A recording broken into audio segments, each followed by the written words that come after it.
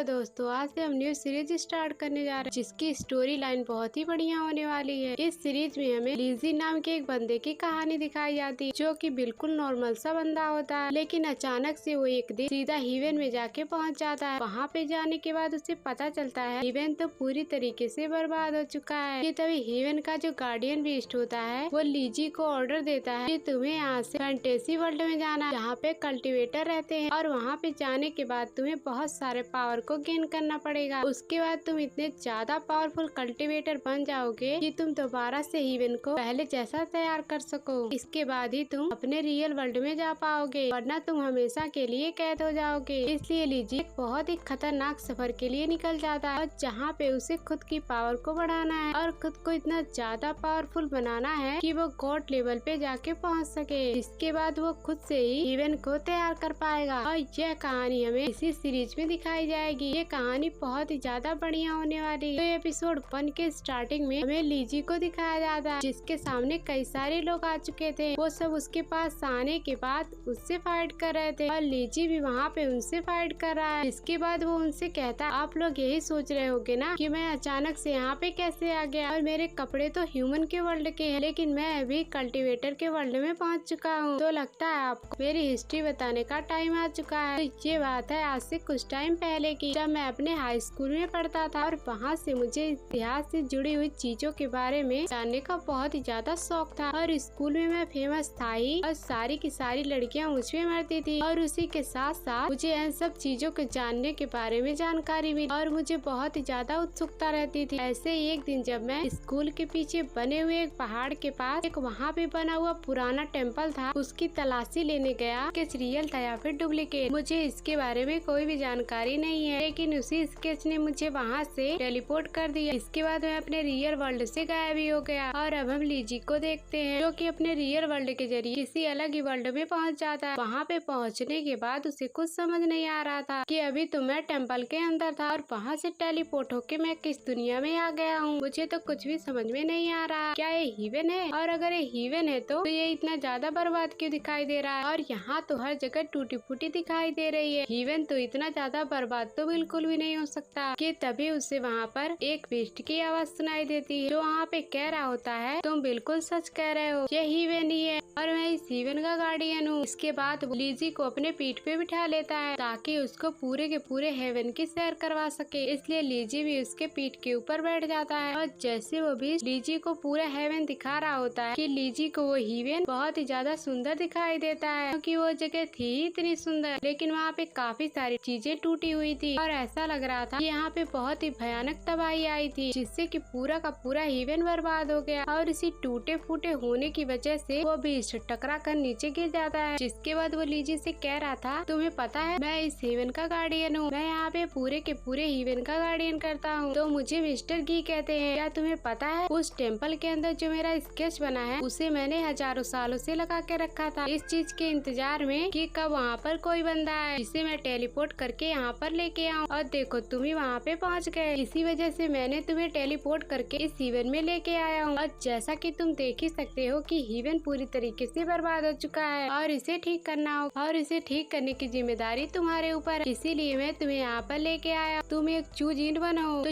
ये सुनकर लिजी जो होता है वो काफी ज्यादा हैरान हो जाता है, क्या सच में? मुझे तो ये कोई ड्रामे की स्क्रिप्ट दिखाई दे रही है, तुम बिल्कुल सच बोल रहे हो ना, ये हेवन है, लेकिन मुझे नहीं लग रहा। तो मिस्टर की कहता है, देखो मैं यहाँ पे बिल्कुल भी मजाक के मूड में नहीं हूँ, मुझे पता है कि तुम यहाँ पर हेवन को किस तरह से वापस से रिबिल्ड किया जाएगा इसके बारे में कोई जानकारी नहीं होगी और हेवन को वही बना सकता है जिसके पास गॉड लेवल की पावर हो। मैं तुम्हें यहाँ से एक कल्टीवेशन वर्ल्ड के अंदर भेज रहा हूँ और वहाँ पे जाने के बाद तुम्हें अपने कल्टीवेशन के पावर को बढ़ाना है। तुम्हें जानना होगा कल्टीवेशन किसे कहते हैं और किस तरह से अपनी पावर बढ़ाई जाती है और अगर तुम वहाँ जाने के बाद खुद को इतना ज्यादा पावरफुल बना सकते हो और तुम गॉड लेवल पे पहुँच सकते हो, उसके बाद मैं तुम्हें यहाँ पे वापस लेके आऊंगा, फिर तुम यहाँ पर आकर इस हेवन को पहले जैसा बनाना है और अगर तुम ये काम कर देते हो उसके बाद मैं तुम्हें तुम्हारे रियल वर्ल्ड के अंदर भेज दूंगा और अगर तुम यहाँ पर गॉड लेवल की पावर को हासिल नहीं कर पाते हो तो मैं तुम्हें हमेशा के लिए ना ही हेवन में रखूंगा और ना ही तुम्हें तुम्हारे रियल वर्ल्ड के अंदर रखूंगा, तुम्हें यही बीच में फंसा के रख दूंगा और तुम यहाँ पे मेरी बात को इनकार भी नहीं कर सकते क्योंकि यहाँ से बाहर जाने का रास्ता सिर्फ मुझे ही पता है और वो उसे वहाँ पर एक बुक भी देता है जिसके अंदर लिखा होता है कि किस तरह से यहाँ पे हीवन को फिर से पहले जैसा बनाया जाए, लेकिन इसे बनाने के लिए पावर भी चाहिए जो कि लीजी के पास बिल्कुल भी नहीं है। तो फिर मिस्टर गी कह रहा होता है तुम्हारे इस सफर में तुम्हारा साथ एक सोल देने वाला जिसका नाम सकी है, वो तुम्हें हर जगह पे गाइड करेगा कि तुम्हें कैसे आगे बढ़ना और कहाँ जाना है और किस तरह की मुसीबत का सामना करना है, और वो तुम्हारी मदद भी करने के लिए हमेशा तैयार रहेगा। लेकिन लीजी को यहाँ पे कुछ भी समझ में नहीं आ रहा था कि आखिरकार मैं किस तरह की दुनिया में आके फंस गया। मैं तो अच्छा भला अपने रियल वर्ल्ड में था। जिसके बाद मिस्टर गी जो होता है वहाँ पे एक पोर्टल ओपन कर देता है, जिस पोर्टल के अंदर सीधा लीजी वहाँ पर जाके गिर जाता है और अब वो वहाँ से कल्टीवेशन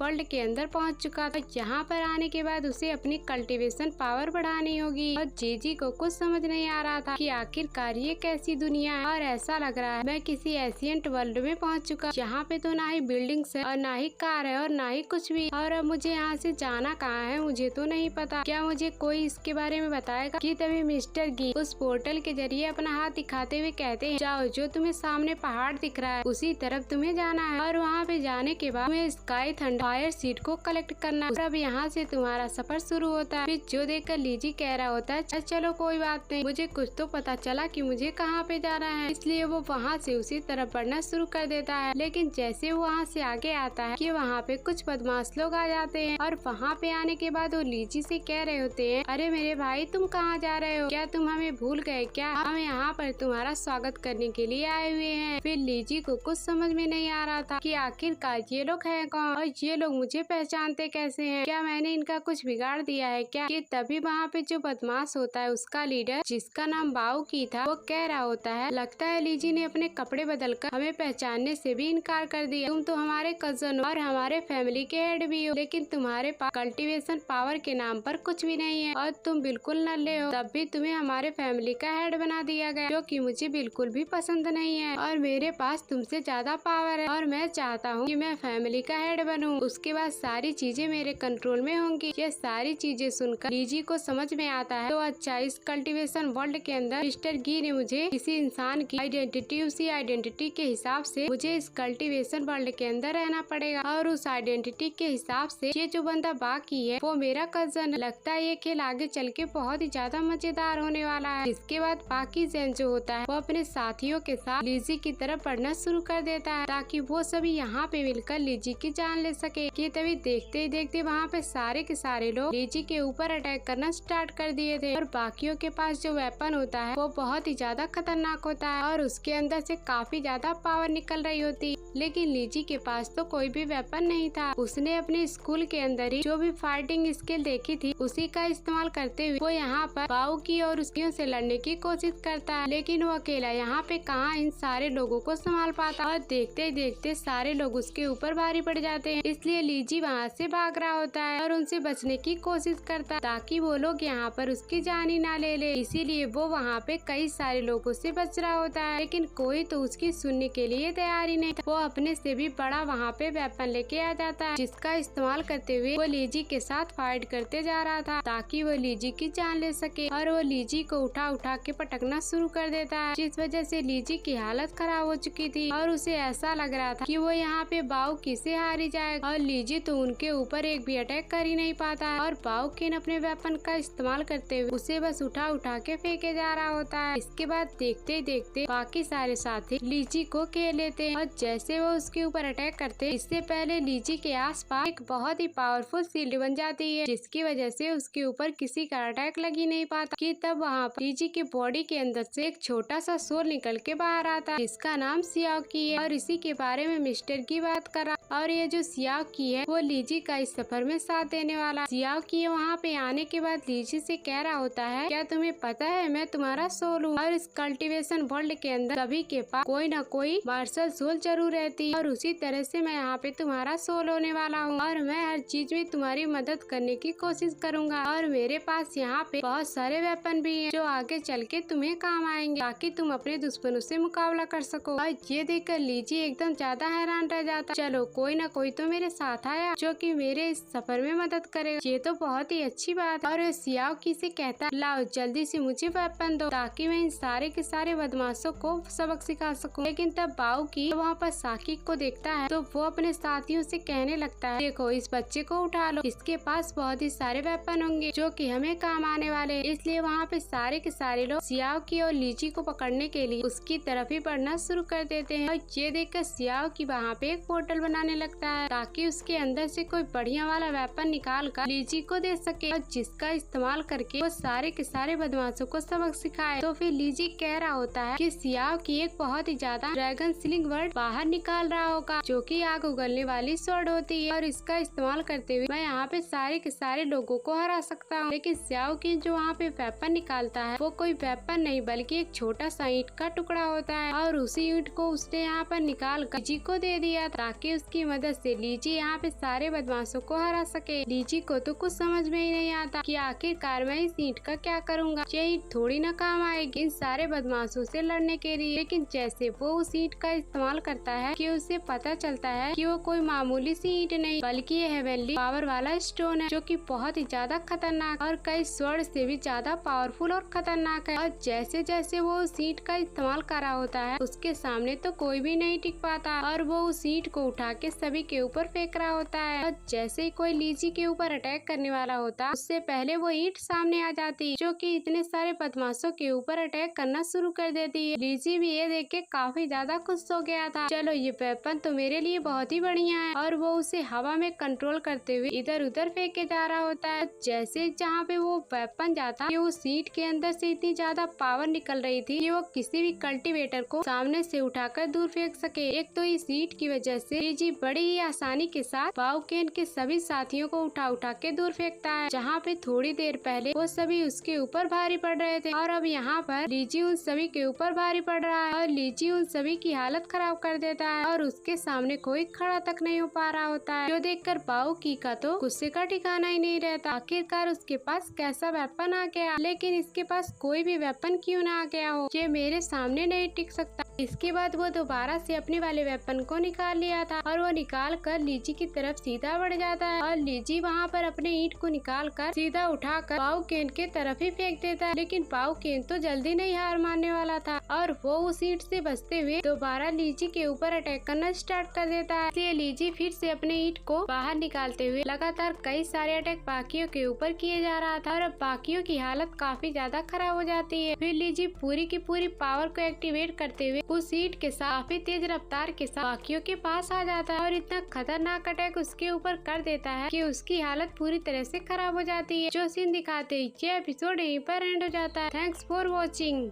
पिछले एपिसोड में हमने लीची के बारे में जाना था जो कि अपने रियल वर्ल्ड से मार्शल वर्ल्ड में टेलीपोर्ट हो चुका था और वहाँ पे आने के बाद उसे काम मिला था कि उसे अपनी पावर को बढ़ाना है और उसे इतना ज्यादा पावरफुल बनना है कि वो दोबारा से हीवन को रिबिल्ड करने में मदद करे और इस चीज में उसका साथ एक सोल भी देता है जो कि हमेशा उसके साथ रहे और हर टाइम उसकी मदद करे। और इसके बाद लीची के पास एक हेवनली ईंट भी आ गई होती है जिसका इस्तेमाल करते हुए वो किसी को भी हरा सकता है। इसके बाद लीची इस सफर के कंटिन्यू रखता है जिसके बाद यहाँ से यह एपिसोड स्टार्ट होता है। तो इस एपिसोड के स्टार्टिंग में लीची ने उसी वेपन का इस्तेमाल करते हुए बाओकेन के ऊपर काफी खतरनाक अटैक कर दिया था और इस अटैक को तो बाओकेन संभाल ही नहीं पाता और उसकी वहाँ पे हालत खराब हो जाती है। और ये देखकर लीची तो काफी ज्यादा खुश हो जाता है, ये वेपन तो बहुत ही अच्छा है। और फिर वो लीची बाओकेन के सारे साथियों से कह रहा होता है, लगता है ये वेपन भी इस्तेमाल करना पड़ेगा तुम पे। जो देखकर उसके बाकी सारे साथ काफी ज्यादा घबरा जाते हैं और वहाँ से वो जैसे तैसे हो वहाँ से भाग निकलते हैं कि कहीं दोबारा से लीची उनके ऊपर अटैक करके उनकी जान न ले ले। कि तभी वहाँ पे सियाओकी आता जो कि लीची से कह रहा था, क्या तुम्हें पता है ये जो ईंट है वो बहुत ही ज्यादा पावरफुल है, ये यस टाइप के एक बहुत ही पावरफुल एम्परर के पास उसी ईंट को मैंने तुम्हें दे दिया जो कि आगे चलकर तुम्हारी बहुत ही ज्यादा मदद करने वाली है। और जैसे जैसे तुम अपनी पावर को बढ़ाते जाओगे वैसे वैसे इस ईंट की पावर बढ़ती जाएगी। तो फिर लीची वहाँ पे कह रहा होता है, अब मैं इस वेपन का इस्तेमाल करते हुए पूरे के पूरे कल्टीवेशन वर्ल्ड के अंदर सबसे ज्यादा पावरफुल कल्टीवेटर बन के दिखाऊंगा, देखता हूँ मेरा रास्ता कौन रोक सकता है। जिसके बाद वहाँ पर लीची सियाओकी से पूछ रहा होता है, क्या तुम बता सकते हो कि अभी मेरा करंट लेवल क्या है। इसके बाद सियाओकी उसको बताता है, अभी तो तुम 1 स्टार सोल मास्टर हो और 1 स्टार सोल मास्टर जो कल्टीवेशन का सबसे लोएस्ट लेवल है, क्योंकि अभी तो तुमने अपनी कल्टीवेशन की शुरुआत की है। और ये सुनकर लीजी तो एकदम ज्यादा हैरान रह जाता है। मेरे पास तो सबसे ज्यादा घटिया लेवल है, मुझे तो अपना लेवल बढ़ाना पड़ेगा। जिसके बाद स्याओ की अपनी पावर का इस्तेमाल करते हुए लीजी को दोबारा से ही हीवन के अंदर लेके आता है। और ये देखकर लीजी भी हैरान था कि वापस से हमें हीवन के अंदर क्यों लेके आ गए। फिर स्याओ की उससे कहता है ये तुम्हारी गलतफहमी है, ये हीवन नहीं, कल्टीवेशन वर्ल्ड के अंदर हर कल्टीवेटर का उसका स्पिरिचुअल वर्ल्ड होता है और उसके अंदर जाकर वो अपनी कल्टीवेशन बढ़ाता है। और तुम्हारे पास तो हाल फिलहाल कोई कल्टीवेशन वर्ल्ड नहीं है, इसलिए मिस्टर की ने हीवन को तुम्हारे कल्टीवेशन वर्ल्ड से जोड़ दिया। और जब तुम कल्टीवेशन वर्ल्ड का इस्तेमाल करने की कोशिश करोगे तो तुम सीधा हीवन के इसी हिस्से में आ जाओगे। और आज से ये तुम्हारा कल्टीवेशन वर्ल्ड है, जहाँ पे तुम्हें कल्टीवेशन पावर को सीखना पड़ेगा। और जैसे जैसे तुम अपनी पावर को बढ़ाते जाओगे वैसे वैसे तुम्हारे पास पावर आती जाएगी और उसके बाद तुम यहाँ से हीवन को दोबारा से रिबिल्ड कर सकते हो। जो सुनकर लीजी भी हैरान रहता है, क्या सच में मैं फिर से अपनी कल्टीवेशन करते हीवन को रिबिल्ड कर सकता हूँ? ये तो बहुत ही बढ़िया होगा। जिसपे सियाओ की कहता है तुमने सही कहा, लेकिन उसके लिए तुम्हें कम से कम अपने 7 स्टार सोल मास्टर को ब्रेक थ्रू करना पड़ेगा। उसके बाद तुम यहाँ से हीवन को दोबारा से रिबिल्ड करना शुरू कर सकते हो। उससे पहले तुम इसे नहीं कर सकते। और उसके बाद वो उसे कल्टीवेशन वर्ल्ड के बारे में बता रहा होता है, यहाँ पे किस तरह की कल्टीवेशन होती है कि यहाँ पर लेवल 1 से लेकर लेवल 7 तक के अलग अलग सोल मास्टर होते हैं। उसके आगे भी सोल मास्टर होते हैं जो कि बहुत ही ज्यादा पावरफुल होते हैं। कल्टीवेशन को रिबिल्ड करना काफी ज्यादा मुश्किल काम होता है और अगर तुम 7 लेवल के सोल मास्टर को ब्रेक थ्रू कर लेते हो तो तुम्हारे पास इनफ पावर आ जाएगी कि तुम हीवन को रिबिल्ड करने की शुरुआत कर सकते हो। जो देखकर लीजी तो दोबारा से परेशान हो जाता है कि अभी तक तो मेरे पास लेवल 1 का ही सोल मास्टर है, तो अभी तो मुझे काफी सारे ब्रेक थ्रू करने पड़ेंगे। न जाने कब मैं हीवन को रिबिल्ड करके अपने वर्ल्ड में जा पाऊंगा। तो फिर स्याओ की कह रहा होता है मास्टर आपको परेशान होने की जरूरत नहीं है, मैं आपके साथ हूँ, आपको किसी भी चीज की परेशानी नहीं होगी और आप बहुत ही जल्दी अपना ब्रेक थ्रू कर जाएंगे और हीवन को जल्दी से बिल्ड कर देंगे। और मैंने देखा कि आपकी जो फिजिकल बॉडी वो बहुत ही ज्यादा पावरफुल है, जो कि जल्दी कल्टीवेशन पावर को सीख सकती है। और ये सुनकर लीजी भी बहुत ही ज्यादा खुश हो जाता है। चलो ये तो बहुत अच्छी बात है, अब तो मैं जल्दी जल्दी अपना ब्रेक थ्रू कर पाऊंगा। उसके बाद मैं खुद की पावर को बढ़ाकर बहुत ही ज्यादा पावरफुल कल्टीवेटर बन जाऊंगा। और उसके बाद वो वहाँ से उसी माउंटेन की तरफ जाने लगता है जहाँ जाने के लिए मास्टर गी ने उससे कहा था। फिर साओ की जो होता है वो उसे अभी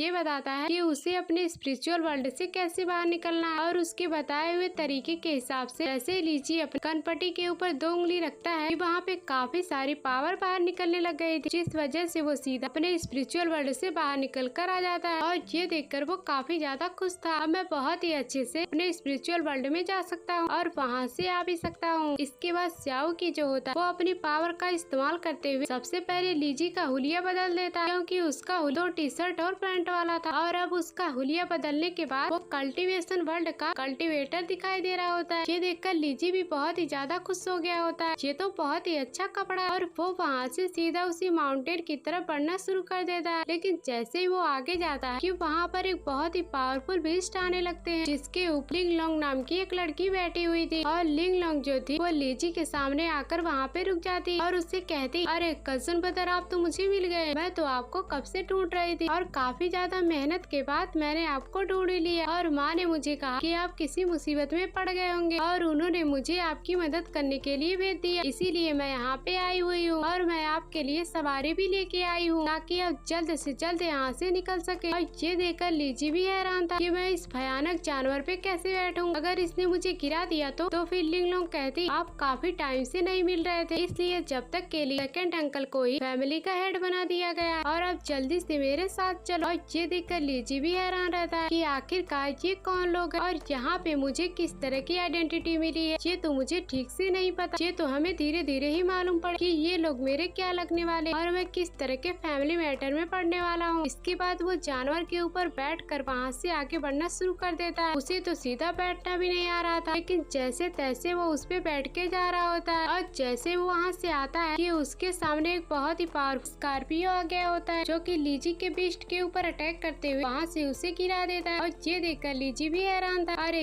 ये क्या चीज है। ये स्कॉर्पियो सीधा लीजी के पीछे ही पड़ गया होता है ताकि वो वहाँ पे उसकी जान ले सके और लीजी उससे बचने के लिए इधर उधर भागने की कोशिश कर रहा होता है। फिर तभी वहाँ पर लिंग लोंग जो होती अपने तीर कमान को बाहर निकाल लेते देती और उसके अंदर से तीर को चलाते हुए सीधा उस स्कॉर्पियो की तरफ ही भेज दिया होता है। वो तीर जैसे उस स्कॉर्पियो को लगता है वहाँ पे कुछ होता ही नहीं और वो सीधा लिंग लोंग के पीछे ही पड़ जाता है। फिर लिंग लोंग दोबारा से अपने तीर को निकालते हुए उसके ऊपर अटैक करने की कोशिश करती है, लेकिन तब भी वहाँ पर वो स्कॉर्पियो उससे भी ज्यादा पावरफुल दिखाई दे रहा था। और जैसे वो स्कॉर्पियो लिंग लोंग के ऊपर अटैक करने वाला होता, इससे पहले लीजी ने अपने ईंट को वहाँ पे फेंक दिया था, जिस वजह से उस स्कॉर्पियो का अटैक लिंग लोंग को नहीं लग पाता। इसके बाद लीजी अपनी ईंट का दोबारा से इस्तेमाल करते हुए सारे के सारे अटैक को एक्टिवेट करना शुरू कर देता है, जिस वजह से स्कॉर्पियो की हालत वहाँ पे खराब हो जाती है और अब जाके वहाँ पे लिंग लोंग बच जाती है। और वहाँ पे जो स्कॉर्पियो होता है वो अब लीजी के पीछे पड़ चुका था और लीजी वहाँ से भागने की कोशिश करता, लेकिन वो तो उसका पीछा छोड़ने का नाम ही नहीं लेता और लीजी जहाँ पे जा रहा होता है वो स्कॉर्पियो उसके पीछे पीछे आ रहा। फिर उसके बाद लीजी और लिंग लोंग वहाँ से भागना शुरू कर देते हैं और जैसे वो स्कॉर्पियो लीजी के ऊपर दोबारा से अटैक करने वाला था, फिर लीजी अपनी ईंट को उसकी तरफ फेंकते हुए अपनी पावर को और भी ज्यादा बढ़ा देता है, जिस वजह से उस स्कॉर्पियो की हालत खराब हो चुकी थी। और इसी मौके का फायदा उठाते हुए लिंग लोंग अपनी तीर कमान को एक्टिवेट करते हुए वो सीधा उसी की तरफ टान देती, लेकिन जब तक वो उसके ऊपर अटैक करती कि तब स्कॉर्पियो वहाँ से आजाद हो गया होता, क्योंकि सही टाइम पे लिंग लोंग ने अटैक करते हुए स्कॉर्पियो की आंख में तीर मार दिया होता है और स्कॉर्पियो की हालत वहाँ पे खराब हो जाती है। और इसी मौके का फायदा उठाते हुए लीजी वहाँ पर दोबारा अपनी पावर को एक्टिवेट कर लेता है और उसने सीधे उस पावर को स्कॉर्पियो के अंदर ही डाल दिया होता है। इस वजह से स्कॉर्पियो को वहाँ पे बहुत ही ज्यादा तकलीफ हो रही थी, वो इस तकलीफ को बर्दाश्त ही नहीं कर पाता और उसके बाद उसकी हालत काफी ज्यादा खराब हो चुकी थी और उसे ऐसा लग रहा था कि वो वहाँ पे मारा जा चुका है। और जैसे वो वहाँ पे मरता है कि उसके अंदर वहाँ पे काफी सारी पावर निकलने लगती है और अब सारी की सारी पावर वो जो लीजी का ईंट होता उसके अंदर जाने लगती है, जिस वजह से ईंट की पावर भी बढ़ चुकी थी। यानी कि अब लीजी भी जितने भी मॉन्स्टर को मारेगा उसकी पावर उसी ईंट के अंदर चली जाएगी, जिस वजह से वो ईंट पहले से भी ज्यादा पावरफुल हो जाएगा।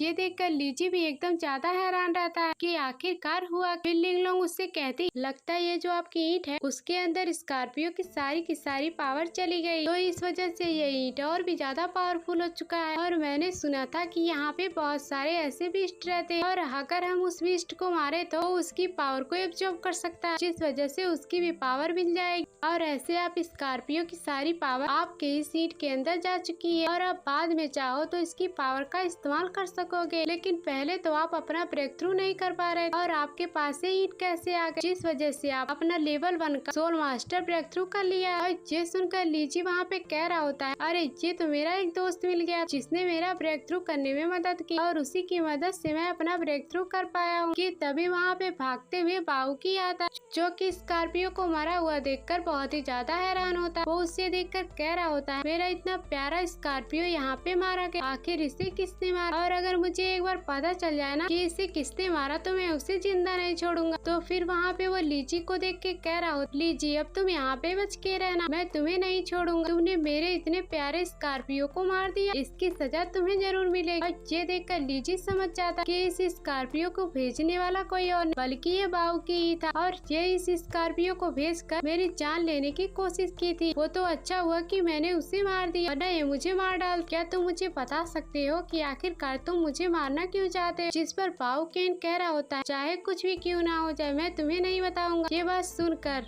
लीजी जो होता है अपनी ईंट की पावर को दोबारा से एक्टिवेट करके उसे एक्टिवेट करते हुए सीधा बाउकेन की तरफ ही भेज दिया था। ये देखकर बाउकेन घबरा जाता है और वो लीजी के सामने कह रहा होता है, मैं तुम्हें यहाँ पे मारने की कोशिश इसलिए कर रहा था, जब से तुम घर से गायब हुए थे तभी से हमारी फैमिली में उथल पुथल होने लगी और ये बहुत अच्छा मौका, और अगर मैं तुम्हें यहाँ पर मार डाल तो मुझे अच्छा चांस मिल जाए तुम्हारी जगह फैमिली का हेड बनने का, इसलिए मैंने तुम्हें यहाँ पे मारने की कोशिश ताकि मैं फैमिली का हेड बन सकूं। ये देखकर लीजी भी हैरान रहता है, आखिरकार यहाँ पे किस तरह की फैमिली है यहाँ पे तो सारे के सारे लोग दुश्मनी बने हुए हैं, न जाने मैं कब यहाँ पे अपनी पावर को बढ़ा सारे के सारे दुश्मनों को खत्म कर पाऊंगी। इसके बाद लिंग लोंग जो होती है वो लीजी से कहती है, जल्दी चलो अब हमें यहाँ से चलना होगा। इसके बाद वो दोनों वहाँ से आगे बढ़ना शुरू कर देते हैं और दूसरी तरफ हम लीजी के फैमिली का सीन देखते हैं, जहाँ पे वो जो सेकंड ब्रदर होता है जहाँ पे वो कह रहा होता है, जाओ लीजी और लिंग लोंग को दोनों को खत्म कर दो, मैं उन दोनों को जिंदा नहीं देखना चाहती। तभी वहाँ पर एक लड़की आती जो कि सेकंड ब्रदर से कह रही होती है, जब आप यहाँ पे कुछ देर के लिए हेड बने हैं तो आपने यहाँ पे सारे लोगों के ऊपर हुक्म चलाना शुरू कर दिया। जिसपे सेकंड ब्रदर कह रहा होता है, तुम्हें नहीं नहीं पता कि इस सेक्ट को पावरफुल कैसे बनाया जा सकता है और लीजी इसके लिए बिल्कुल भी लायक नहीं है, क्योंकि उसने आसपास के सारे लोगों से दुश्मनी कर रखी और अगर हमने उसे नहीं खत्म किया तो वो सारे क्लान और भी ज्यादा बड़े दुश्मन बन हमारे ऊपर अटैक करने की कोशिश करेंगे। इसीलिए लीजी का मरना हमारे लिए फायदेमंद होने वाला है। लेकिन तभी जो वहाँ पे लड़की होती है वो मानने के लिए तैयार नहीं होती और वो जो सेकंड ब्रदर होता है वो उसे घसीट कर एक थप्पड़ मार देता है और उससे कहता है आइंदा से मेरे काम के अंदर टांग अड़ाने की कोशिश भी मत करना, वरना मैं तुम्हें नहीं छोड़ने वाला। कि तभी वहाँ पर एक बंदा आता है जिसके अंदर से काफी सारा रेड ऑरा बाहर निकल रहा था और वहाँ पे आने के बाद वो कह रहा होता है ऐसा लग रहा है कि यहाँ पे जो फैमिली का हेड है उसकी पोजीशन यहाँ पे ज्यादा देर तक नहीं रहने वाली और बहुत जल्द उसकी पोजीशन यहाँ से हट जाएगी। जो सीन दिखाते ही ये एपिसोड यहीं पर एंड हो जाता है। Thanks for watching. पहले एपिसोड में हमने देखा था कि लीजी सियाओकी के साथ आगे बढ़ रहा होता है, लेकिन जैसे वो आगे बढ़ रहा होता है कि उसे रास्ते में एक लिंग लोंग नाम की लड़की दिखाई देती है जो कि असल में लीजी की कजन थी। जैसे वो दोनों वहाँ से आगे बढ़ रहे होते हैं कि तभी वहाँ पे एक स्कॉर्पियो आ जाता है जो कि वहाँ पे आने के बाद वो उन दोनों के ऊपर अटैक करना शुरू कर देता है और वो दोनों वहाँ पे अपनी पावर का इस्तेमाल करते हुए उसे रोकने की कोशिश करते हैं, लेकिन उस स्कॉर्पियो ने उन्हें काफी ज्यादा कड़ी टक्कर दी थी। लेकिन तभी वहाँ पे लीजी अपने उस वेपन का इस्तेमाल करती है, स्कॉर्पियन का खेल खत्म करने में कामयाब हो जाती है। लीजी अपने पावर का इस्तेमाल करते हुए स्कॉर्पियन का खेल खत्म करने में कामयाब हो जाता है। इसके बाद यहाँ से यह एपिसोड स्टार्ट होता है और इस एपिसोड के स्टार्टिंग में हम सेकंड ब्रदर को देखते हैं जिसके पास लिंग सोंग नाम का एक आदमी आया। वहाँ आने के बाद वो सेकंड ब्रदर से कह रहा होता है लगता है तुम्हें कि ज्यादा देर तक लीडर वाली पोस्ट नहीं चाहिए और अगर चाहिए होती तो तुमने यहाँ पर अभी तक लीजी को मार दिया होता, देखो अभी तक वो जिंदा है। फिर सेकंड ब्रदर जो था सोन के कहने पर ही लीजी को मरवाना चाहता था। वो लीजी को यहाँ पे इसलिए मरवाना चाहता है क्योंकि लीजी के साथ एक प्रिंसेस के साथ एंगेजमेंट फिक्स हो चुकी है, लेकिन सोंग नहीं चाहता कि वो उसके साथ शादी करे। वो खुद ही उस प्रिंसेस के साथ शादी करना चाहता है, इसलिए सोंग चाहता है कि वो लीजी को अपने रास्ते से हटा दे, जिसके बाद वो आसानी से प्रिंसेस के साथ शादी कर लेगा। सेकंड ब्रदर वहाँ पे कह रहा होता है सोंग मुझे माफ कर देना, मुझसे थोड़ी गलती हो गई। अभी तक लीजी जिंदा है लेकिन ज्यादा देर तक वो जिंदा नहीं रहेगा। मैंने तो उसके पास उस स्कॉर्पियन को भी भेजा था, लेकिन तब भी उसने उसे मार डाला और मुझे समझ नहीं आ रहा कि आखिरकार उसके पास इतनी पावर कहाँ से आ गई। तो फिर सोंग वहाँ पे कह रहा होता है मुझे तुम्हारे ड्रामे नहीं सुनने और अब मैं समझ चुका हूँ कि ये काम अब तुम्हारे बस का है ही नहीं। तुम वहाँ पे लीजी को नहीं मार सकते, इसलिए अब मुझे अपने साथी को भेजना पड़ेगा ताकि वो लीजी का खेल खत्म कर सके और अगर मैंने उसे जल्दी नहीं मारा तो वो मेरे नाक में दम करके रख दे। इसके बाद वो अपने एक साथी को ऑर्डर देता है और कहता है जाओ और जहाँ पे तुझे लीजी दिखाई दे वहाँ पे उसका खेल खत्म कर देना। और वहाँ पे जो आदमी होता है उसके पास बैट की पावर थी और उसका नाम बैट मॉन्स्टर होता है और वहाँ पे वो सोंग से कह रहा होता है मास्टर आप जो कहेंगे मैं वो करने के लिए तैयार हूँ। और इधर हम लीजी और लिंग लोंग को देखते हैं जो दोनों आगे बढ़ते हुए एक जगह पे आ चुके थे, जहाँ पे आने के बाद लिंग लोंग उससे कह रही होती है आपको जिस माउंटेन के पास जाना है ना उसका रास्ता सामने से जाता है और मैं यहीं तक आपका साथ दे सकती थी और अब मुझे यहाँ से जाना होगा क्योंकि अभी मेरी माँ को सेकंड ब्रदर ने अपने कंट्रोल में करके रखा है। लीजी वहाँ पे लिंग लोंग से कह रहा होता है लिंग लोंग तो मुझे माफ कर देना, मेरी वजह से तुम्हें कितनी ज्यादा परेशानियाँ उठानी पड़ रही है। जिस पर लिंग लोंग कह रही होती है आपको ऐसा कहने की जरूरत नहीं है और ये सारी चीजें हम तो आपके लिए ही कर रहे हैं और मेरी माँ ने आपको पावरफुल बनाने के लिए सारे खतरों से लड़ने के लिए तैयार है और आप इस पूरे के पूरे कॉन्टिनेंट के सबसे ज्यादा पावरफुल कल्टीवेटर बन जाओ। उसके बाद आप हमारे सारे के सारे दुश्मनों को खत्म कर देना और इसी उम्मीद में हमने आपकी मदद की। हमारे लिए आप तो सबसे मेन हेड है हमारे फैमिली की, अब चाहे कोई भी क्यों ना आ जाए हेड बनने के लिए हमारे दिल में आपकी जगह कोई नहीं ले सकता। और इतना कहने के बाद वो वहाँ से चली जाती है और इधर लीजी आगे बढ़ते हुए एक वीरान वैली की तरफ आ चुका था जहाँ पे हर तरफ रेत ही रेत थी। और जैसे लीजी वहाँ से आगे बढ़ रहा होता तो उसे रास्ते में कई सारे लोग दिखाई देते जिनकी हालत बहुत ही ज्यादा खराब होती। वो लोग इस इलाके को छोड़ दूसरे इलाके की तरफ जा रहे थे क्योंकि यहाँ पे उनके खाने पीने की बहुत ही ज्यादा कमी हो चुकी थी। उनके पास खाने पीने के लिए कुछ भी नहीं होता है और ये देखकर लीजी भी हैरान हैरान था कि आखिरकार इन लोगों की हालत ऐसे कैसी हो गई। ये सच में मेरे सिटी के लोग जहाँ पे इनके साथ अच्छा बर्ताव नहीं किया गया, तो इसीलिए ये हमारे सिटी को छोड़ के जा रहे हैं। और अगर ऐसा है तो ये बहुत ही गलत बात। तो फिर सियाओ किन उससे कह रहा होता है, मास्टर आप परेशान मत हो,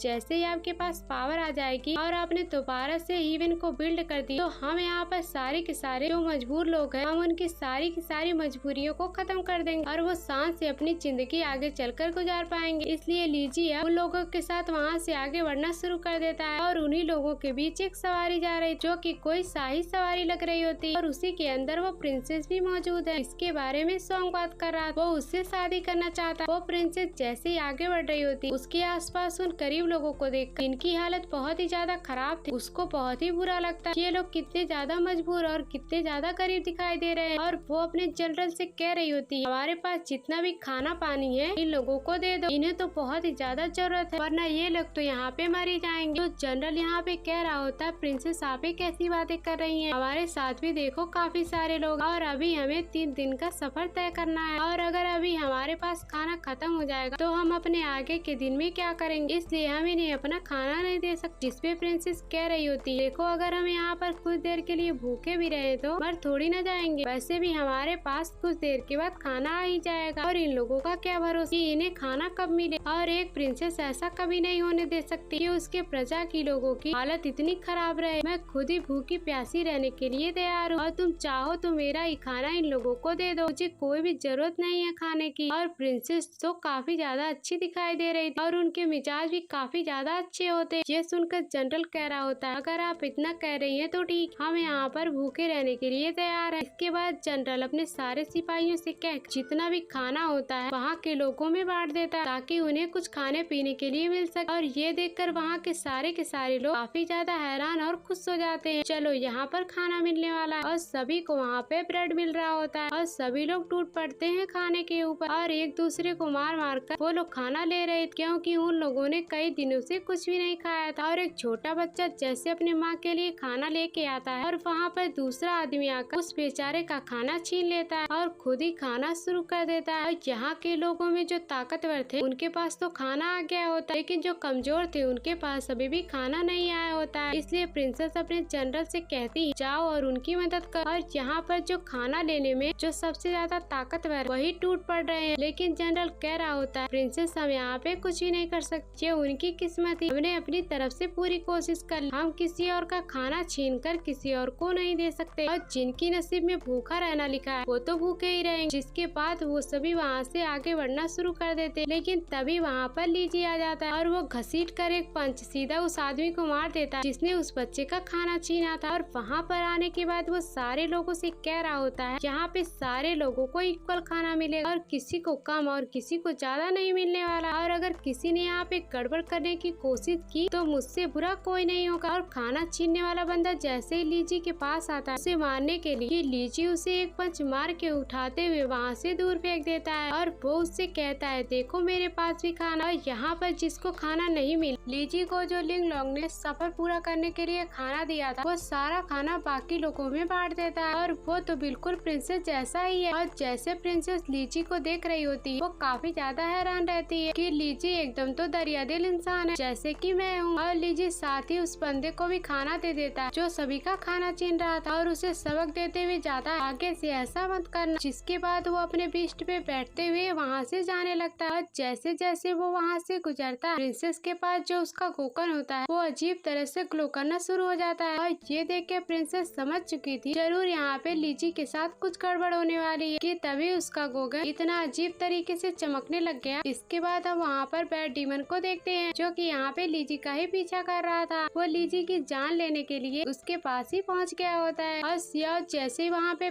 बैड डीमन को देखता है वो लीजी से कह रहा होता है, मैंने इसे पहले भी देखा था, मुझे लगा था ये दूसरे रास्ते से जा रहा है, लेकिन मुझे क्या पता कि ये हमारा ही पीछा कर रहा है। तो फिर लीजी जो होता है वो कह रहा होता है, बैड डीमन क्या तुमको यहाँ पे सॉन्ग ने भेजा है और मुझे मारने के लिए? सॉन्ग कोई ढंग का इंसान नहीं है जो कि यहाँ पे वो अजीब अजीब इंसानों को भेजता है और कभी कभी जानवरों को। खैर कोई बात नहीं, लगता है तुम्हें तुम्हारी औकात दिखानी पड़ेगी। और वो बैड डीमन अपनी पावर का इस्तेमाल करते हुए लगातार लीजी के ऊपर अटैक करना करना स्टार्ट कर देता है और लीजी ने भी वहाँ पे अपने वेपन को बाहर निकाल लिया और वो अपने वेपन का इस्तेमाल करते हुए वहाँ पे बैड डीमन के अटैक को रोकने की कोशिश करता है। लेकिन बैड डीमन यहाँ पे काफी ज्यादा पावरफुल दिखाई दे रहा था और वहाँ पे वो कई सारे खतरनाक अटैक सीधा लीजी के ऊपर कर देता है। लेकिन लीजी भी इतनी आसानी से कहाँ हार मानने वाला था। उसके पास जो वेपन था उससे वो बैड डीमन के सभी अटैक को रोक लिया था। ये देखकर बैड डीमन कह रहा था, बच्चे तुम तो काफी ज्यादा कमाल के निकले, जहाँ पे जो तुम्हारा वेपन है वो काफी ज्यादा अच्छा है और मुझे यकीन ही नहीं हो रहा कि तुमने इतने आसानी के साथ मेरे इस अटैक को रोक लिया। लेकिन अब तुम यहाँ पर मेरे बैड स्पिरिट से लड़ने के लिए तैयार हो जाओ। जिसके बाद वो वहाँ पे अपने बैड स्पिरिट को बाहर निकाल लेता है और उसको बाहर निकालने के बाद काफी खतरनाक वाला अटैक लीजी के ऊपर करने वाला था।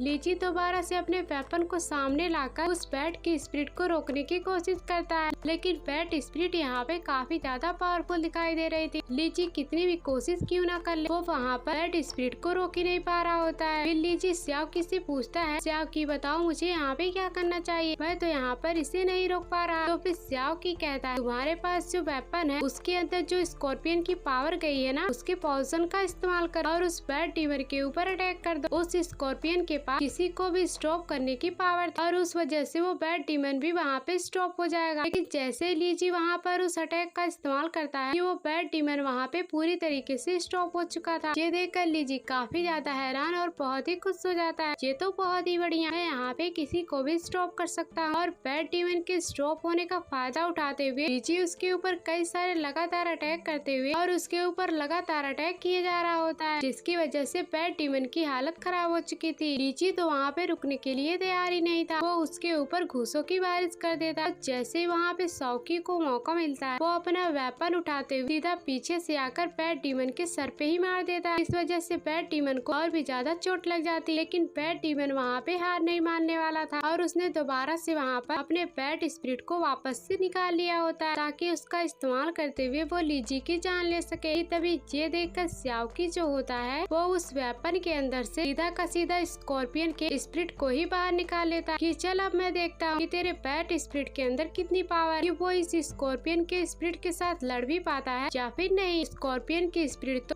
बैट की स्पिरिट की हालत ही खराब कर देती है और ऐसा लग रहा था कि बैट की स्पिरिट यहाँ पे खत्म ही जाएगी। इसलिए बैट टीम अपनी बैट स्पिरिट के साथ वहाँ से भागने की कोशिश करता है, लेकिन लीजी उसे इतनी आसानी से कहाँ भागने देने वाला था। वो अपनी पावर का इस्तेमाल करते हुए वहाँ पर उसे रोक लेता है कि तभी वहाँ पर जो बैट डीमन था वो काफी ज्यादा पावरफुल दिखाई दे रहा था और वो दोबारा से लीजी के ऊपर अटैक करते हुए उसे वहाँ से उठाकर दूर फेंक दिया होता है। जैसे वो उसके ऊपर दोबारा से अटैक करने वाला था कि वहाँ पर प्रिंसेस आ जाती है, जिसने अपने कुकन का इस्तेमाल करते हुए बैट डीमन के ऊपर अटैक करना स्टार्ट कर दिया था और उसके कुकिन के अंदर से जो म्यूजिक निकल रही होती है वो बहुत ही ज्यादा पावरफुल थी और उसी की वजह से तो बैट डीमन वहाँ से उड़ते हुए दूर फेंका जाता है। लेकिन तब भी यहाँ पर बैट डीमन ज्यादा ही पावरफुल दिखाई दे रहा था। उसने वहाँ पर प्रिंसेस के ऊपर अटैक करते हुए उसे वहाँ से उठाकर दूर फेंक दिया कि तभी ये देखकर लीजी दोबारा से अपने वेपन को बाहर निकालता है और वो सीधा इतनी तेजी से बैट डीमन की तरफ फेंकता है कि बैट डीमन वहाँ से उड़ते हुए सीधा दीवार के अंदर जाके धंस जाता है। वो तो वहाँ से निकल ही नहीं पा रहा था। इसके बाद लीजी वहाँ से प्रिंसेस के पास आता है और प्रिंसेस जैसे ही पीछे मुड़ने वाली होती है कि उससे पहले उसके चेहरे पे लगा हुआ कपड़ा निकल जाता है, जिस वजह से उसकी खूबसूरती और भी ज्यादा बढ़ चुकी थी। जैसे ही लीजी प्रिंसेस की खूबसूरती को देखता है तो इसी के साथ यह एपिसोड यहीं पर एंड हो जाता है। Thanks for watching.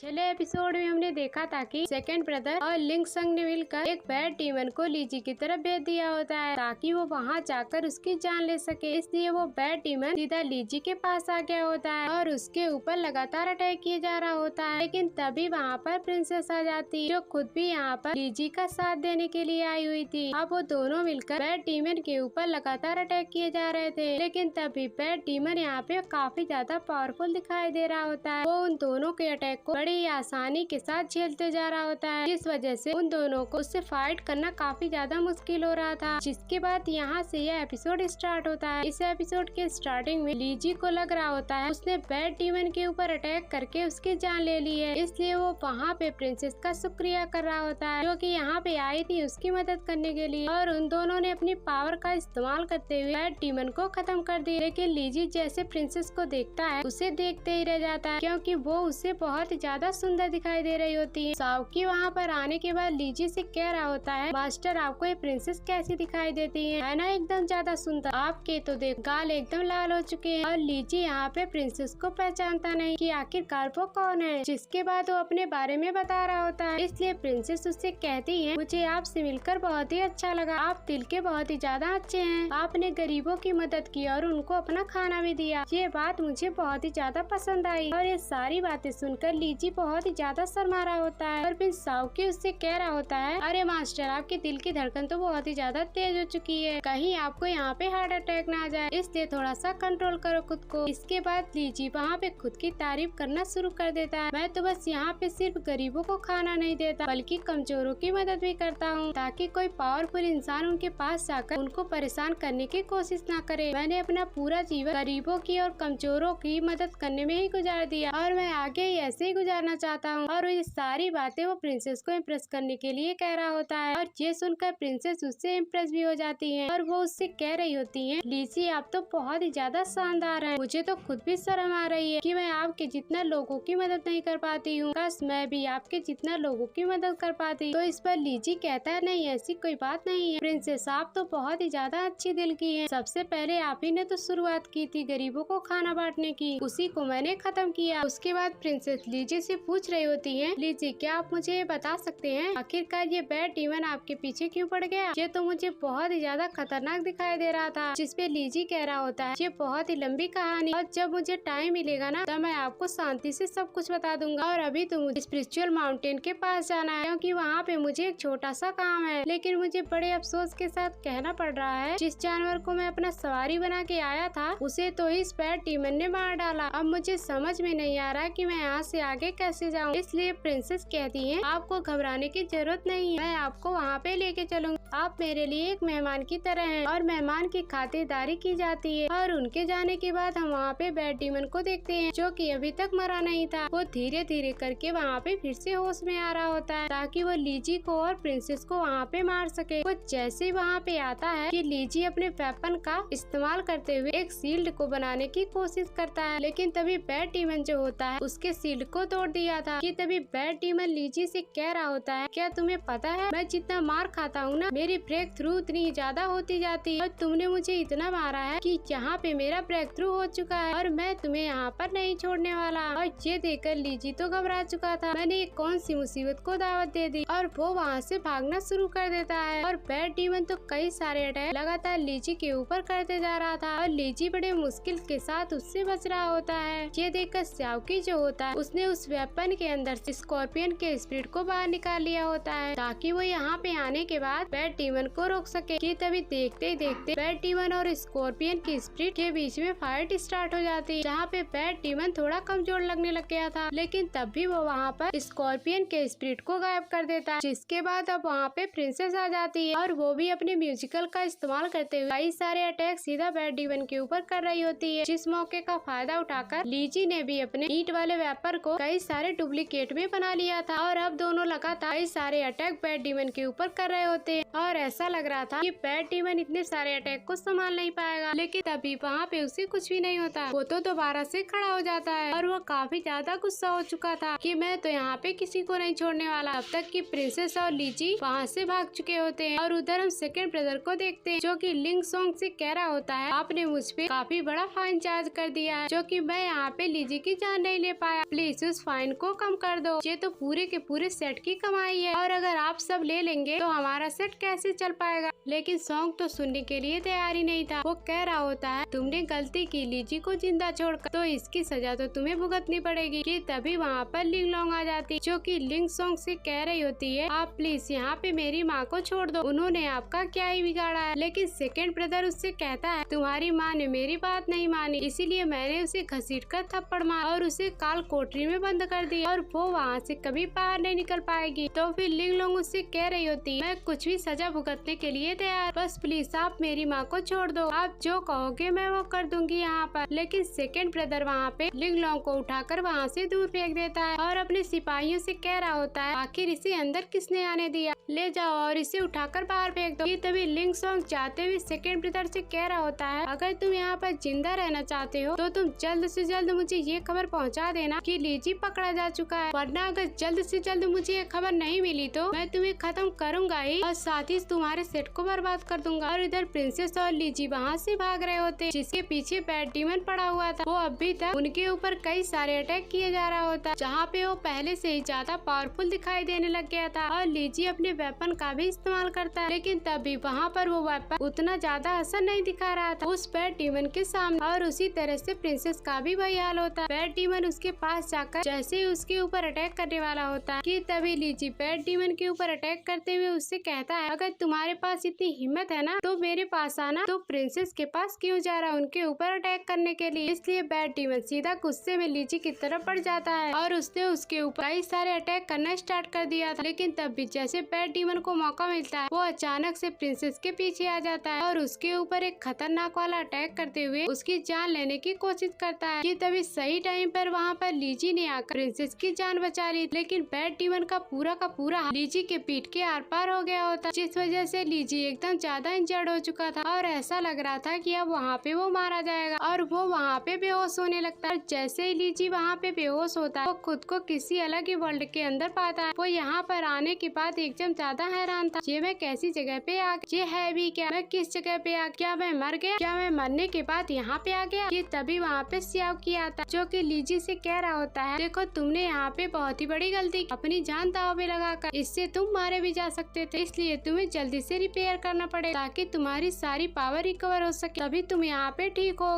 वरना तुम यहाँ पे मारे भी जा सकते हो। लीजी के आसपास सारे ऑरा के गोले दिखाई देते हैं तो फिर सियाओकी कह रहा होता है इन सभी को अपने अंदर संभालो, इसकी वजह से तुम्हारी पावर रिकवर होने लगेगी। इसके बाद लीजी वहाँ पे सारे के सारे ऑरा को अपने अंदर समाना शुरू कर देता है ताकि जल्द से जल्द वो वहाँ पे होश में आ सके। तभी हम वहाँ पे बैड डीमन को देखते हैं जो कि प्रिंसेस से कह रहा होता है देखो तुम्हारा साथी तो मर गया, अब तुम्हारी बारी, मैं तुम्हें भी जिंदा नहीं छोड़ने वाला, अब चलो जल्दी से तुम मरने के लिए तैयार हो जाओ। जैसे वो उसके ऊपर अटैक करके उसकी जान लेता कि तभी वहाँ पर प्रिंसेस का जनरल आ गया होता है। उसने तो आते ही बैड डीमन के हाथ के ऊपर ही अटैक कर दिया था। वो बैड डीमन को वहाँ से दूर फेंकने के बाद सीधा प्रिंसेस के पास आता है और प्रिंसेस से कह रहा होता है प्रिंसेस आप ठीक तो है ना, नहीं इस शैतान ने आपको परेशान तो नहीं की। तो प्रिंसेस उससे कह रही होती है मैं तो बिल्कुल ठीक हूँ, अब जल्दी से लीजी को यहाँ से सेक्ट के डॉक्टर के पास ले जाएं और कोई भी डॉक्टर होगा तो लीजी का इलाज कर दे, तो हो सकता है वो वापस से ठीक हो जाए। जनरल जैसे लीजी के पास आकर उसकी हालत चेक करता है वो तो एकदम ज्यादा शॉक हो जाता है। प्रिंसेस से कहता है माफ कर देना ये तो लीजी मर चुका। ये सुनकर प्रिंसेस एकदम ज्यादा घबरा जाती है और प्रिंसेस को इतना ज्यादा उदास देखकर जनरल के गुस्से का ठिकाना नहीं था। वो बैड डीमन से कह रहा होता है बस बहुत हो गया, तेरी हिम्मत कैसे हो। प्रिंसेस की आंखों में आंसू आने की, अब मैं तुझे नहीं छोड़ने वाला। जिसके बाद वो अपनी पावर को एक्टिवेट करना स्टार्ट कर दिया था और वो उस पावर का इस्तेमाल करते हुए बैड डीमन के ऊपर अटैक कर रहा होता है कि तभी प्रिंसेस वहाँ पे जनरल से कह रही होती है आप प्लीज इसे सेक्ट में ले जाएं, कोई ना कोई खास ऑप्शन तो होंगे जो कि लीजी को वापस से जिंदा कर सकते हैं। लेकिन जनरल कह रहा होता है प्रिंसेस आप मान जाए, लीजी वापस से ठीक नहीं होने वाला, ये अब जा चुका है, हमें यहाँ से चलना चाहिए, हम यहाँ पे बैड डीमन का तो मुकाबला नहीं कर सकती। तभी प्रिंसेस वहाँ पे कह रही होती है कि अगर लीजी यहाँ पे जिंदा नहीं हो तो मैं यहाँ पर अपनी सारी की सारी पावर निकाल लीजी को दे दूंगी ताकि ये वापस से जिंदा हो सके। उसके बाद प्रिंस अपनी सारी की सारी पावर को लीजी की बॉडी के अंदर डालना शुरू कर दिया था ताकि लीजी यहाँ पे होश में कि वो कैसे भी करके यहाँ से पावर को गेन करके जिंदा हो सके। लेकिन वो यहाँ तो पावर को ठीक तरह से गेन नहीं कर पा रहा था और जो पावर उसे चाहिए होती है वापस से जिंदा होने के लिए उसे नहीं मिल रही थी। और अगर उसे यहाँ पे ठीक तरह से पावर नहीं मिली तो वो हमेशा के लिए मारा भी जा सकता है। इसी वजह से वो बहुत ही ज्यादा घबराया होता है। तो साउकी कहता है मैंने तो यहाँ पे अपनी भी पावर आपको दे दी, लेकिन तभी यहाँ पे कोई भी काम नहीं हो रहा, आपको जल्दी से खुद को रिकवर करना पड़ेगा और अगर आप रिकवर हो जाते तो सामने जो टावर बना है वो भी ठीक हो जाएगा। लेकिन इतनी ज्यादा कोशिश करने की वजह से वहाँ पे लीजी जो होता है वो हार मान चुका था और वहाँ पर वो बेहोश होने लगता है। लेकिन तभी वहाँ पे जो प्रिंसेस की सारी पावर थी उसकी बॉडी के अंदर ट्रांसफर होने लगती। इस वजह से लीजी खुद की पावर का इस्तेमाल करते हुए वो खुद को वापस से जिंदा नहीं कर पा रहा। लेकिन तब भी वहाँ पे जो प्रिंसेस की पावर आई थी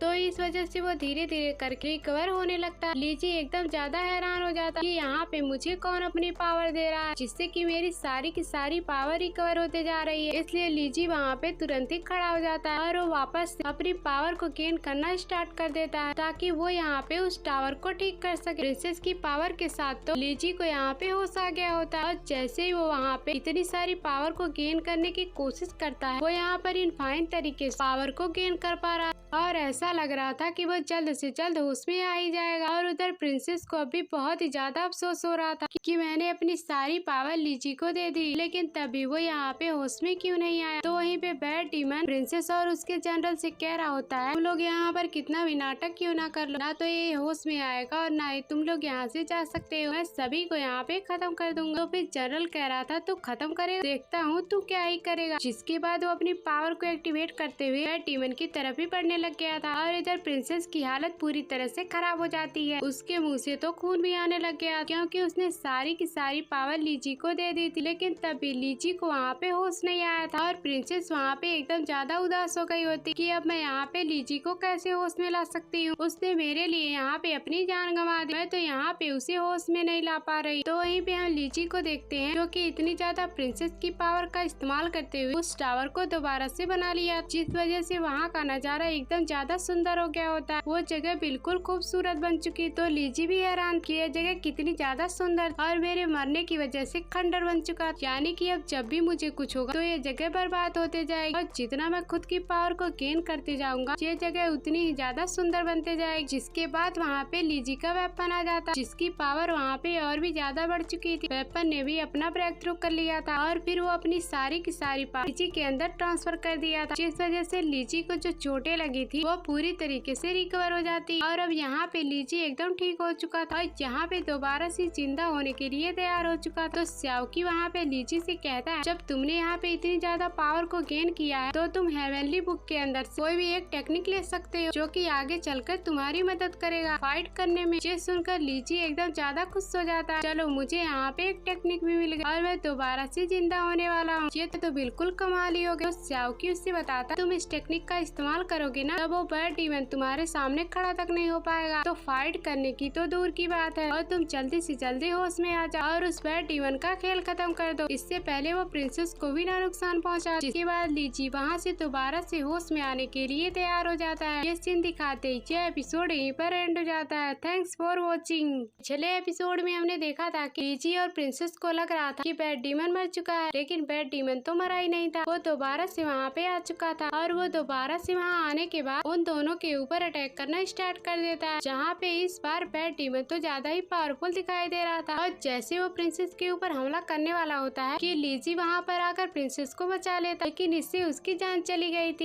तो प्रिंसेस ने अपनी सारी पावर को लीजी को देना स्टार्ट कर दिया था ताकि जल्द से जल्द वो होश में आ सके। जिसके बाद लीजी के पास वापस से पावर आने लगती है। वो काफी ज्यादा मेहनत करने के बाद इतना ज्यादा पावरफुल बन चुका था कि वो खुद से दोबारा जिंदा हो सके। जिसके बाद यहाँ से यह एपिसोड स्टार्ट होता है। इस एपिसोड के स्टार्टिंग में प्रिंसेस जो होती है वो अभी भी लीजी के होश में आने का इंतजार कर रही थी कि तभी वहाँ पर लीजी होश में आ जाता, जिसे देखकर प्रिंसेस की तो खुशी का ठिकाना ही नहीं रहता। वो उससे कह रही होती है, लीजी तुम ठीक हो गए, ये देखकर तो मैं बहुत ही ज्यादा खुश हूँ। तो फिर लीजी कह रहा होता है, हाँ मैं बिल्कुल ठीक हूँ, मैं यहाँ पे बैड डीमन को सबक सिखाने के लिए आया हुआ हूँ, आप लोग बस एंजॉय करो, मैं अकेले यहाँ पर इस बैड डीमन को खत्म कर दूंगी। तभी प्रिंसेस उसे शांत करवाते हुए कहती, लीजी यहाँ पर रुक जाओ, तुम अभी अभी होश में आए हो ना, तो तुम्हें थोड़ा सा आराम मिलना चाहिए और जो जनरल है वो अभी गया हुआ है बैड डीमन से फाइट करने के लिए और जब तुम्हारी जरूरत पड़ेगी तो तुम आके संभाल लेना। और इधर जनरल और बैड डीमन के बीच हो रही फाइट को देख पाते हैं, जो कि दोनों अपनी पावर का इस्तेमाल करते हुए एक दूसरे के ऊपर अटैक करना स्टार्ट कर देते हैं, जहाँ पे इन दोनों की फाइट काफी ज्यादा जबरदस्त चल रही थी। दोनों एक दूसरे को कड़ी टक्कर दे रहे होते हैं। ये फाइट देखकर लीजी जो होता है वो प्रिंसेस से कहता है कि माना यहाँ पे जनरल बैड डीमन के साथ फाइट कर रहा है, लेकिन मुझे नहीं लगता कि ये फाइट ज्यादा देर तक चलेगी, ये बैड डीमन जनरल को हरा देगा। मैंने भी बैड डीमन के साथ फाइट की, इसके अंदर बहुत ही ज्यादा पावर। और इधर हम जनरल को देखते हैं जो कि बैड डीमन के साथ फाइट करते हुए उसकी हालत खराब कर देता है, जिस वजह से पैट डीमन काफी ज्यादा गुस्सा हो चुका था और पैट डीमन कह रहा था बस बहुत हो गया, इस कीड़े मकोड़े ने तो मेरी हालत खराब कर दी, अब मैं दिखाता हूँ कि मैं क्या कर सकता हूँ। जिसके बाद वो अपनी और भी ज्यादा पावर को एक्टिवेट करना स्टार्ट कर देता है, जिस वजह से वो पहले से भी ज्यादा बड़ा हो चुका था। वो नॉर्मल हाइट का था, तब भी उसे फाइट करना इतना ज्यादा मुश्किल हो रहा था, लेकिन अब तो 4 गुना ज्यादा बड़ा हो चुका। अब नहीं लग रहा कि जल्दी यहाँ पर कोई पैट डीमन को हरा पाएगा। जनरल तब भी उस पैट डीमन के ऊपर अटैक करने की कोशिश करता है, लेकिन पैट डीमन तो बस एक ही अटैक करते हुए उसे उठाकर वहाँ से बहुत दूर फेंक देता है। ये देखकर प्रिंसेस भी घबरा चुकी थी, इसीलिए वो जल्दी से अपना क्विकन बाहर निकाल उसका इस्तेमाल करते हुए पैट डीमन के ऊपर लगातार अटैक किए जा रही होती है, लेकिन उस अटैक का पैट डीमन के ऊपर कोई भी असर नहीं हो रहा था। उसे तो अब किसी भी अटैक का असर नहीं हो रहा होता है कि तभी ये सारी चीजें देख लीजी जो होता है पैट डीमन के ऊपर इस सावधानी के साथ नजर रखे हुए था, ताकि वो यहाँ पर पैट डीमन की कोई न कोई कमजोरी ढूंढ सके। उसके बाद तो वो आसानी के साथ पैट डीमन की जान ले लेगा। इसके बाद लीजी जो होता है वो साउकी से कह रहा होता है, साउकी तैयार हो जा, मैं तुम्हें जहाँ जहाँ कहते जाऊँ तुम यहाँ वहाँ पैट डीमन के ऊपर अटैक करते जाना। वो जगह इस पैट डीमन का कमजोर पार्ट है, इसीलिए साउकी इस चीज के लिए तैयार हो जाता है। तभी वहाँ पर लीजी के वेपन पे बैठते हुए वो पैट डीमन के पास ही आ जाता है। फिर वहाँ पे आने के बाद जहाँ पे लीजी ने बताया साउकी पैट डीमन के ऊपर वहीं पे अटैक कर देता, जिस वजह से पैट डीमन वहाँ पे थोड़ा सा कमजोर हो चुका था। फिर लीजी वहाँ पे जनरल से कह रहा था, जनरल आप भी वहाँ पे अटैक कर, जहाँ पे मैं आपको बता रहा हूँ। साउकी और आप दोनों एक साथ पैट डीमन के ऊपर अटैक करो और हम उसकी कमजोर जगह पे अटैक करते जाएंगे ना, तो मुझे लगता है ये आसानी के साथ यहाँ पे मारा जाएगा। इसीलिए जो साउकी और जनरल होते हैं पैट डीमन के कमजोर हिस्सों पे अटैक करना शुरू कर देते हैं, जिस वजह से पैट डीमन की हालत एकदम ज्यादा खराब होने लग गई थी। लेकिन तब भी वो यहाँ पे हार मानने वालों में से नहीं था, उसके ऊपर काफी सारा अटैक लग चुका। फिर भी वो अपनी पावर का इस्तेमाल करते हुए जनरल और लीजी को सबक सिखाने की कोशिश कर रहा, लेकिन साउकी और जनरल वहाँ पे रुकने के लिए तैयार नहीं थे। वो लगातार अपना अटैक उसके ऊपर करते जा रहे थे। अब पैट डीमन यहाँ पे बहुत ही ज्यादा गुस्सा हो चुका था और वो यहाँ पे अपनी पावर को इतना ज्यादा अनलिस्ट करता है कि उसके ऊपर जनरल और साउकी का जितना भी अटैक लगा था वो सारा का सारा अटैक निकल कर दूर फेंका जाता और अब पैट डीमन यहाँ पे वापस से नॉर्मल हो चुका था और वो भी अपनी पूरी पावर के साथ। यही तो लीजी की चाल, जो अटैक पैट डीमन के ऊपर हुआ था उस अटैक को अपनी बॉडी के ऊपर निकालने की वजह से जहाँ जहाँ से वो अटैक निकला होता है वहाँ पे बड़े बड़े होल हो जाते हैं और उसके अंदर से पैट डीमन की सारी पावर बाहर फेंकाने लग गई थी। ये देखकर तो वो एकदम घबरा जाता है और जब तक कि वो यहाँ पे कुछ सोच समझ पाता इससे पहले वो जोर धमाकों के साथ टुकड़ों में बदल जाता। अब तो ऐसा लग रहा था कि पैट डीमन सच में यहाँ पे मारा गया होगा, वो यहाँ पे दोबारा नहीं जिंदा हो सकता। जिसके बाद जनरल जल्दी से प्रिंसेस के पास भागते हुए ताकि देख सके प्रिंसेस यहाँ पे ठीक भी है या फिर नहीं। वो यहाँ पे लीची से भी कह रहा होता है, तुमने यहाँ पे कैसी टेक्निक का इस्तेमाल किया,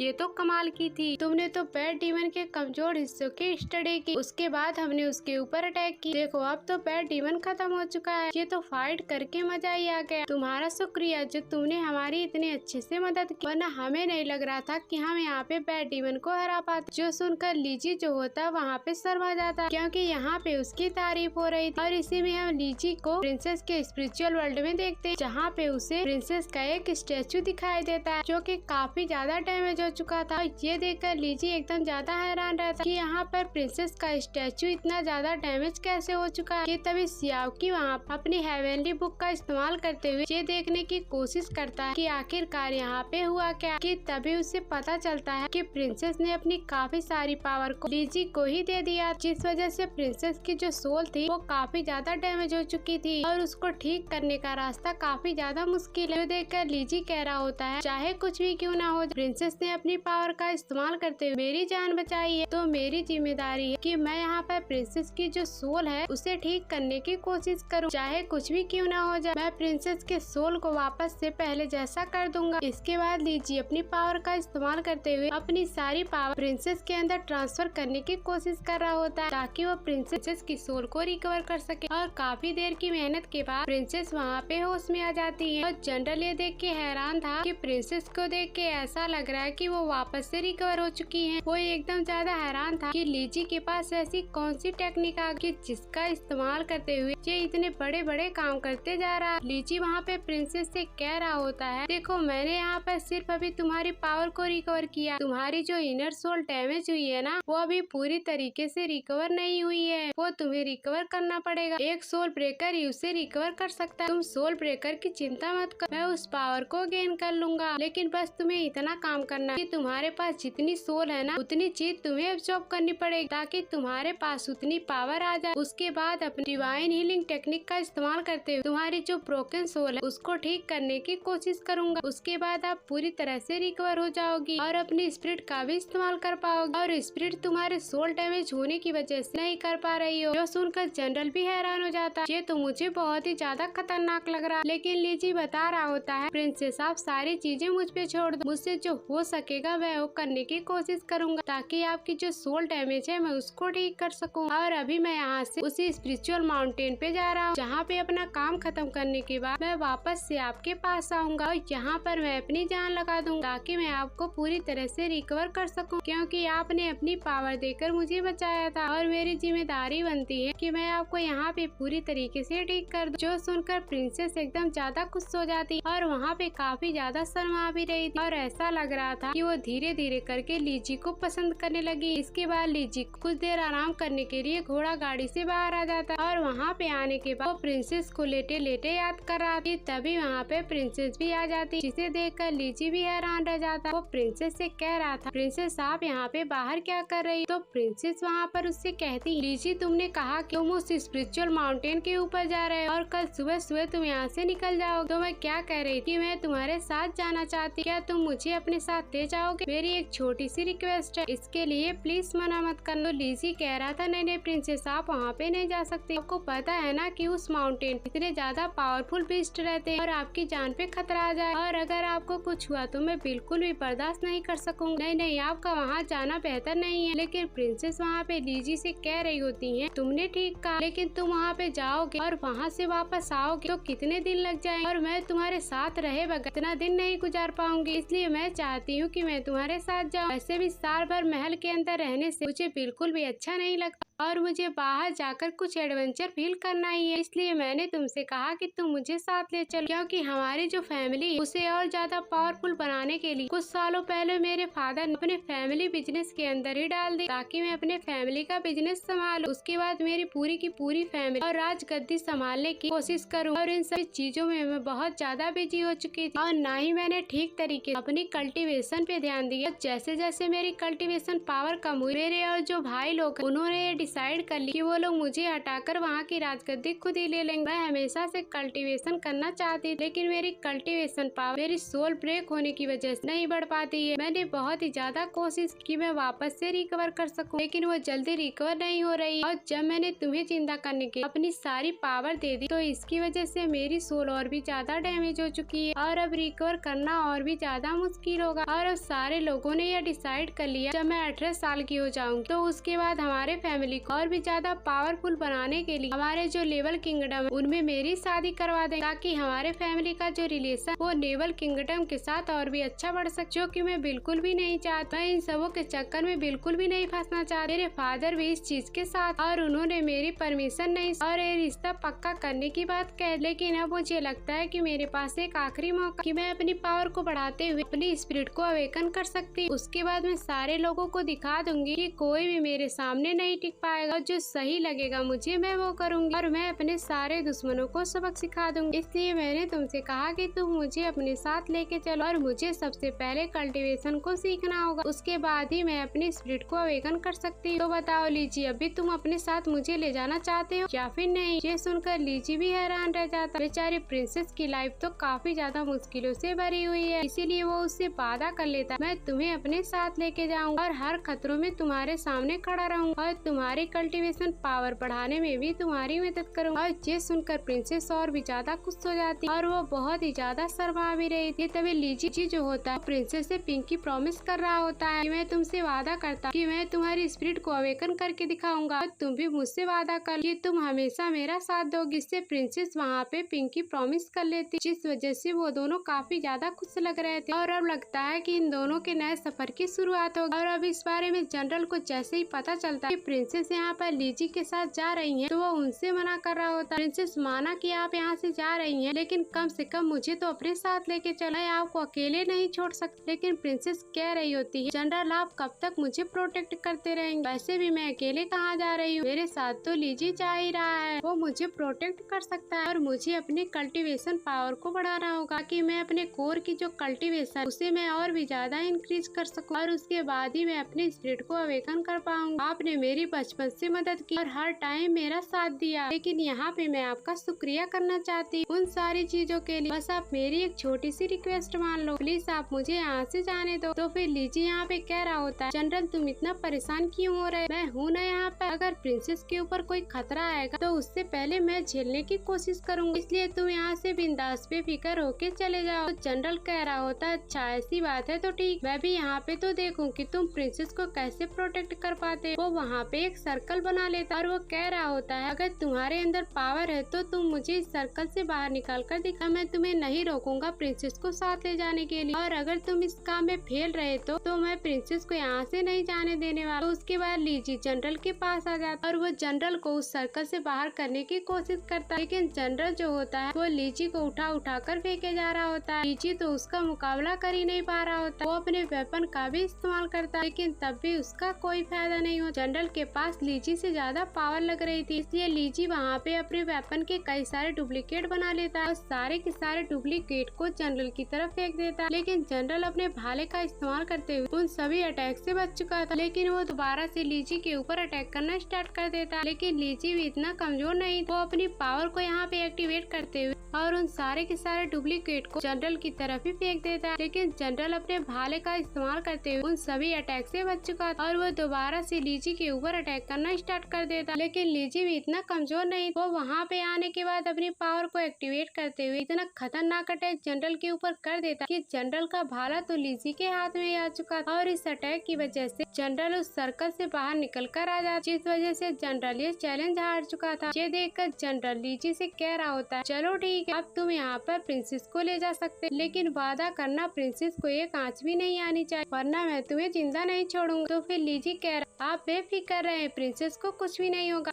मैं अपनी जान से भी ज्यादा प्रिंसेस को प्रोटेक्ट करने की कोशिश करूंगा। इसके बाद जनरल वहाँ पे अपना कार्ड भी दे देता है जिसमें काफी सारे पैसे थे और इस सफर में उसे कभी भी जरूरत पड़ सकती है। और इतना कहने के बाद वो जनरल वहाँ से चला जाता है। जो सीन दिखाते ये एपिसोड यहीं पर एंड हो जाता है। Thanks for watching.